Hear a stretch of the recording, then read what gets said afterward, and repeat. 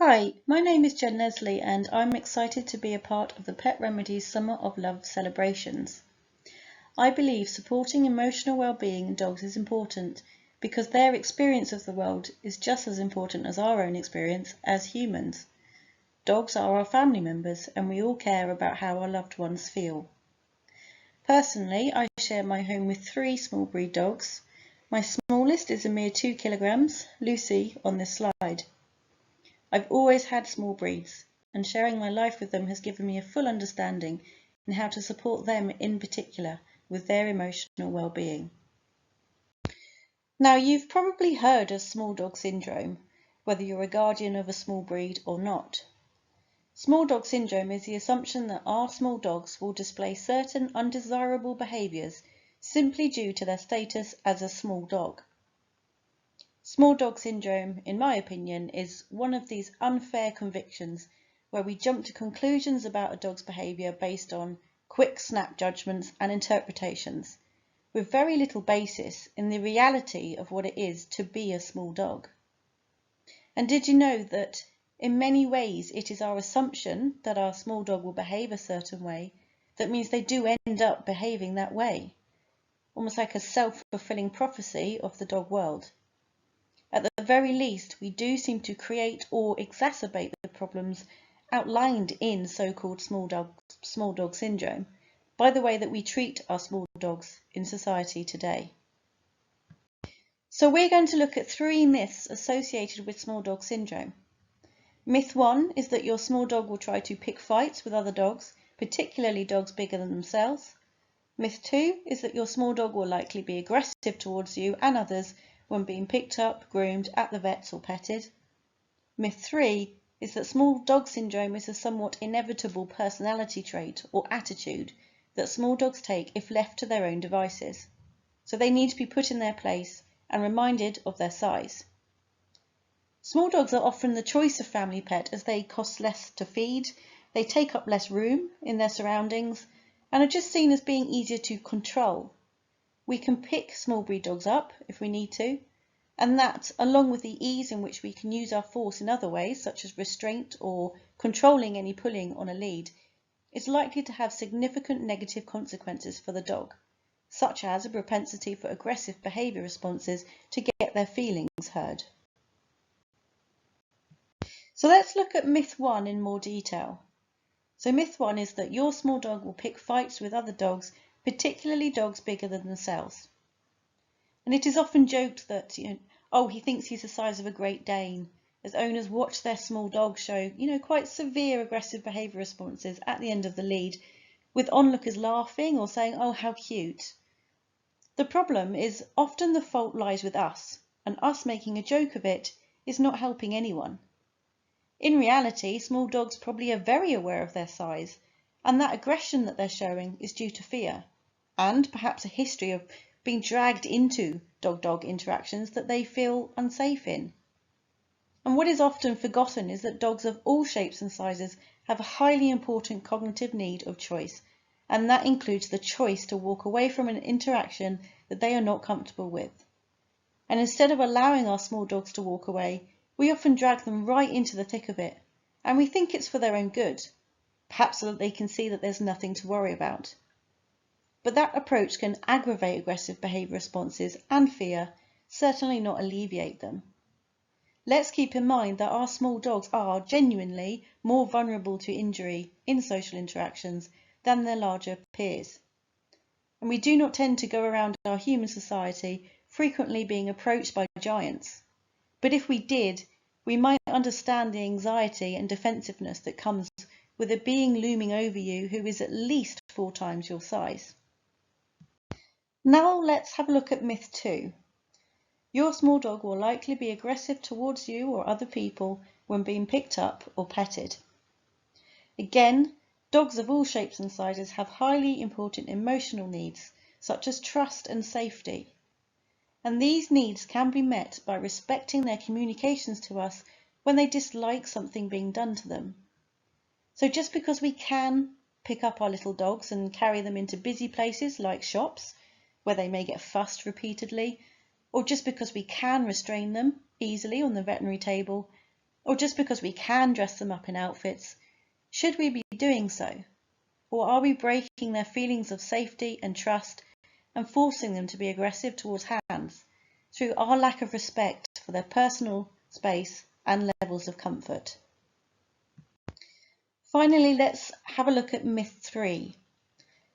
Small dog syndrome is a somewhat inevitable personality trait or attitude that small dogs take if left to their own devices. They need to be put in their place and reminded of their size. Seeing small dog syndrome as a personality trait or attitude is quite a thoughtless and unhelpful way of understanding what might truly be going on for our small dogs. And studies have found that small dogs tend to have well above average scores for reported fear. Fear is a huge influencer on the presence of aggressive behaviour responses, so to not take this into account when looking at our little dog's behaviour is short-sighted. To see emotional states such as fear or rage as an attitude problem or personality trait is severely detrimental to their welfare. Furthermore, with our understanding of dog behaviour and emotionality developing far beyond the old-school dog ownership mentality, it is completely incorrect that any dog needs to be put in their place. And truthfully, small dog syndrome may be nothing other than a product of uninformed dog guardianship towards those who are always the more vulnerable one. So how can we support our small dogs in this big wide world? How can we support their emotional well-being in a world that very often struggles to understand them? Our role actually begins before the small dog is even born. Typically, damage inflicted by a small dog is considered less significant than damage by a larger dog, and so guardians of small dogs tend to tolerate aggressive behaviour presentations more. But further to this, breeders may continue to breed from these fearful small dogs, therefore retaining the fearful traits in the gene pool.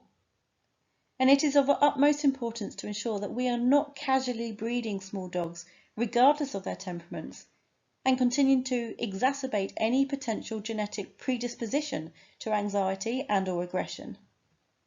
And when buying a small dog puppy, we need to be mindful that the puppy's parents are of good temperaments.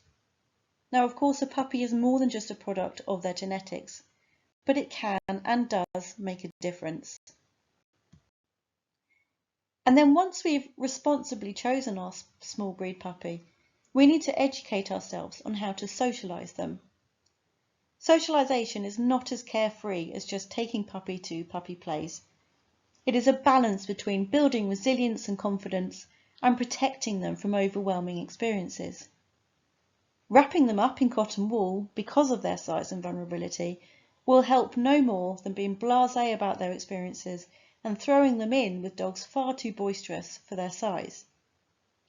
Seeking advice and guidance from a dog behaviour specialist who shows a particular understanding in small dogs is recommended, perhaps even before bringing puppy home. Of course, overall, our little dogs' lives are intertwined with our own as humans, and we must take adequate responsibility for our effect on their emotional world and behaviour. Is there something that we are doing that is adding to the problem? In almost all behaviour difficulties, the answer is yes. And this is true for small dog difficulties as well. A dog's small size typically means they can be picked up, cuddled and kissed without much thought, frequently throughout the day. And it is unfair to expose our small dogs to these continual experiences of flooding, restraint and a lack of choice, and then blame the dog for getting cross or not coping with it very well. And in general, we are more likely to take our small dogs out to a cafe or shopping, or other human-oriented social activities. We keep them on a short lead, and therefore they're prohibited from seeking distance from anything going on around them that is concerning them. And it is always worth us examining whether our dog actually wants to be in these places. What is their body language telling us? Ultimately, their experience in these non-dog friendly places is more important than our wish to take our companions everywhere. It is also important to be realistic in our expectations of our little dogs and the reality of the unique being in front of us. We can erroneously believe that smaller dogs need less exercise, which isn't the case at all. Just because some small dogs are bred as companions doesn't make them naturally docile and amenable. We still need to ensure that their needs are met and that their likes and dislikes are respected. If our small dog does have concerns about stranger dogs, being thoughtful about where to walk them and when can have a big impact on their lives. Our small dogs do not need to be around other dogs every day, and it is often easier on us to just take them around the block, but a more dog-centered walk may be driving to the nearest quiet field and letting them relax on their walk away from their triggers. If your small dog is struggling, it is just as important to seek help for them from a qualified and accredited behaviour specialist as it is their bigger dog peers. Leaving a dog in a state of having to practice defensive aggression daily or weekly as a result of certain scenarios, it is a welfare concern. And like I said, generally as a society, we are less concerned by aggression from a small dog, likely because the damage that can be done is not as grave as from a bigger dog. And this can be a reason why we don't take aggression from a small dog seriously enough to seek out help. And small dogs may be small in stature, but that doesn't mean that their emotions and problems aren't as big as their bigger peers. So overall, we need to take responsibility for the effect that we have on our dog's temperament. Syndromes like small dog syndrome may be used as a way of diffusing responsibility, almost like it was a given that our small dog would have developed these unfavourable traits because they are designed that way. The truth is we have more control than we think over our small dog's experience of the world and their emotional well-being. And I think it is time that we start to focus on improving our understanding on what our small dogs need and how they feel. And of course, it's so important that we listen to their communications and respond with compassion and generosity. Thank you for listening, and a big thank you to the guardians of all the small dogs pictured in these slides for allowing me to share their gorgeous faces to you all.